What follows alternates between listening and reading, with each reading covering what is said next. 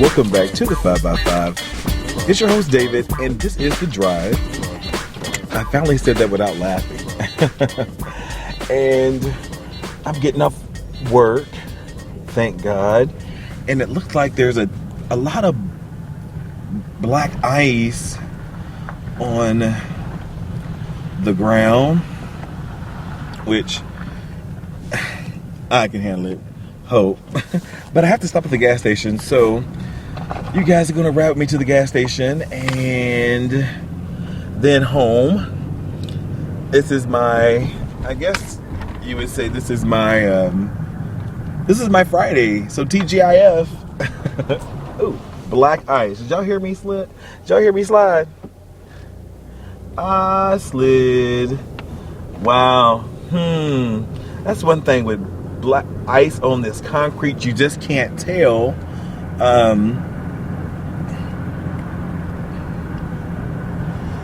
You know what's slick and what's not. The problem is we had all this. If you listen to the show here on Mixlr or on Spreaker.com, you've heard me talk about all the crazy snow we've had, which is, it can be unusual if you compare it to some of the winters we've had in prior years. Like when I first moved back to the area, we didn't have hardly any of this kind of snow, ice, precipitation, but it rained a lot today.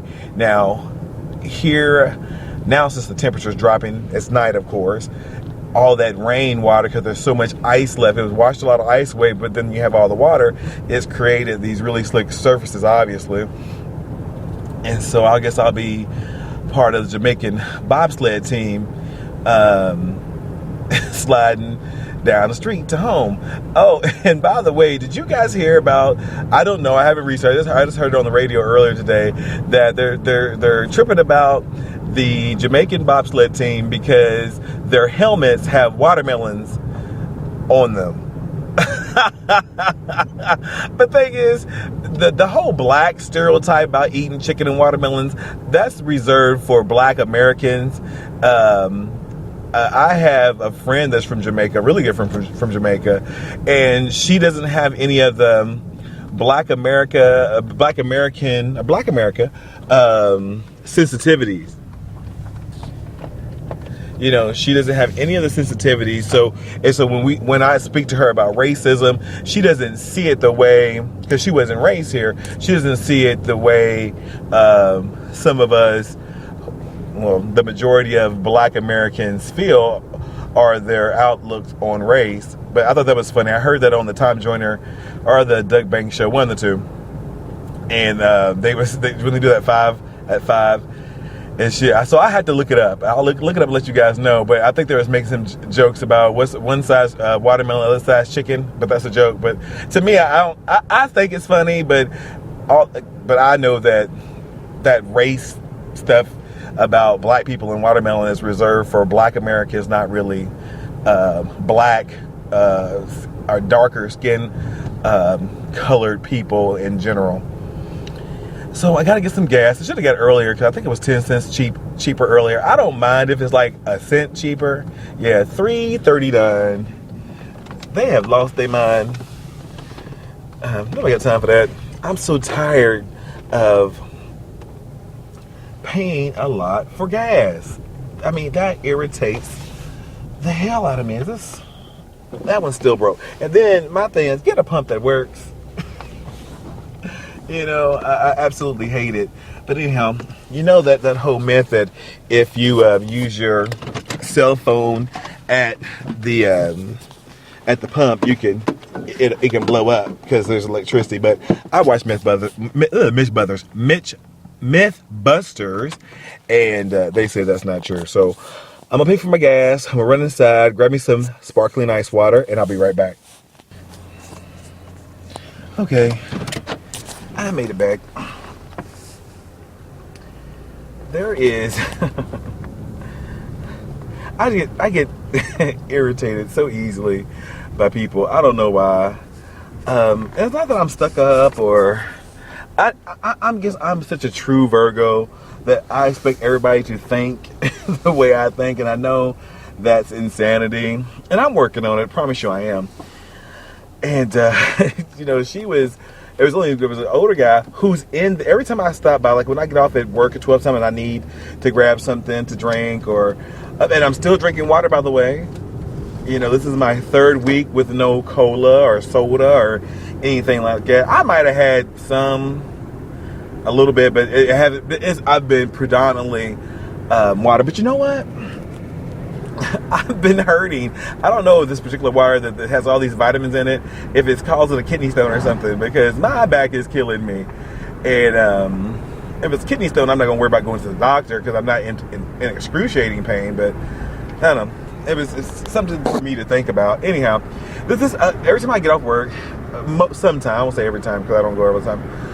There's this older guy. Well, he's an old guy. He's an old man. He's always in this gas station at, it's after 12. What are you doing up? And he's talking to the girls. And I guess he doesn't have anything to do. And I guess I kind of understand that. But it's dangerous. Especially you hanging out at the gas station. Gas stations get robbed. Take your butt to the casino or something. Or maybe he doesn't have any money, but I don't know. But anyhow, she's fooling with him and not waiting on me, so I'm waiting up there to get people look at me, even when I'm like talking to myself in the car, people look at me like I'm crazy. I can have a hands-free device. And so, she's messing with him. I'm like, girl, you need to come on. I'm trying to go home. And then when I got out of the car, before I even went in, pay at the pump, I can't even pay at the pump because they had the little credit card thing all taped and plastered up and stuff. Talking about it doesn't work. I'm like, ugh. And then she had the nerve. She's like, well, you can move to a different one. Girl, I'm inside now. Take this money. And then I got some chips and I got two sparkling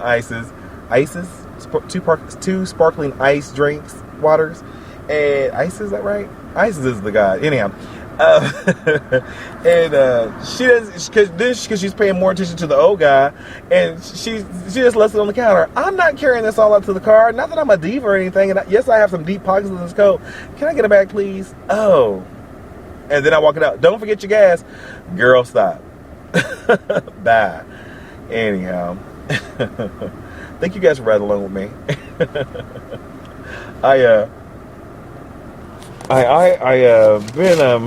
It's been like a crazy day. I had texted my boss and told him some things that need to happen this week in regards to the job, and I texted him and another coworker, and the other coworker informed me that the three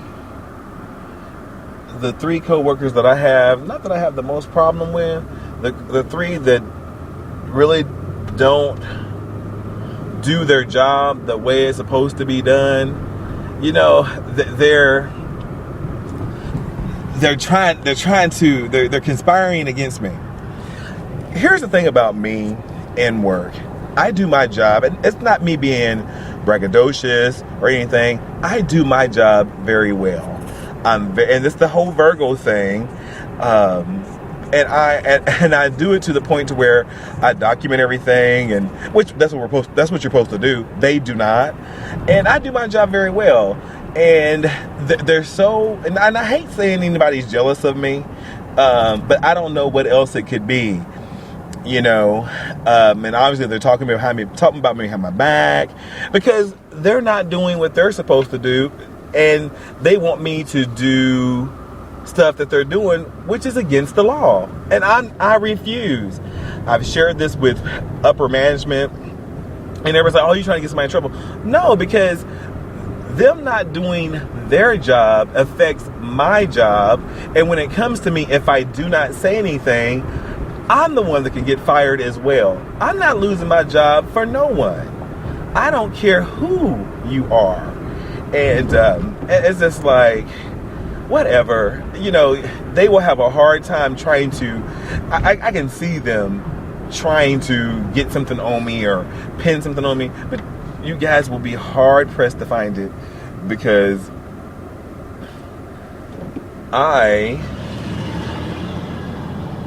my game, not that I was saying my game is tight. My game is very tight when it comes to that job. You know, I don't cut corners. I do what the company has instructed me to do per their policy. You know, and I'm like, you know, what do you do? What do you do when you have coworkers to get them to understand, I'm not against you. I'm just for me. Is that bad to think? And I've worked at other companies and I think that's what trips me up. Because I try to do my job so perfectly, which I'm not perfect by any means, but it doesn't mean I can't strive for perfection. You know, I had a conversation with,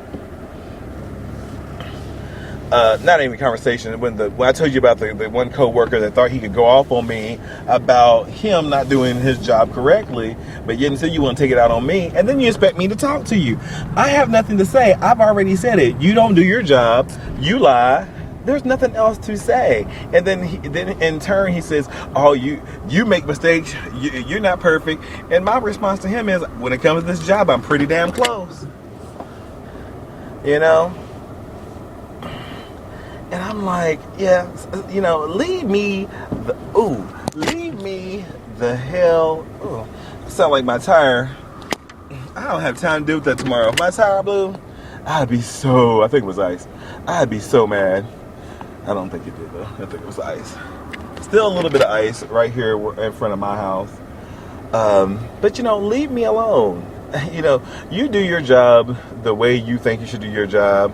I'm going to do my job, and if it happens to make you look bad, then so be it. Then do your job right. I won't have anything to say, you know. So I really don't have a lot of conversation for any of them. I'm like tonight when the one guy come in, the one of the biggest problems, you know, he comes in and he's one of those brown nosers, and he has a lot of people snowed, but all I have to do is show them a few documents, and they're like, oh, really? This is what's going on? You know, he has people still, because he's a so-called preacher, and I've seen some crazy preachers in my life. But this one takes the cake. So I'm like, boy, I ain't beat for all that. That's not who I am. And so he comes in, and he says hello, and I said, hey, and he's like, well, you sound like you're tired. All I said was, I'm not tired. And then he starts talking. I punched out and I left. I have nothing else to say to you, because y'all are mad at me. Not my problem. That's y'all. That's on y'all. Just because you can't do your job, that's on you. Anyhow, I just needed to vent a little bit. Hope you guys are doing good. Remember, always you can check us out on the 5x5.blogspot.com, or send me a tweet at the 5x5, and in both addresses the 5s are numerical, or check us out on the Facebook page, facebook.com/the 5x5, completely spelled out. This is David, this is The Drive, and I'll talk to you next time. Bye.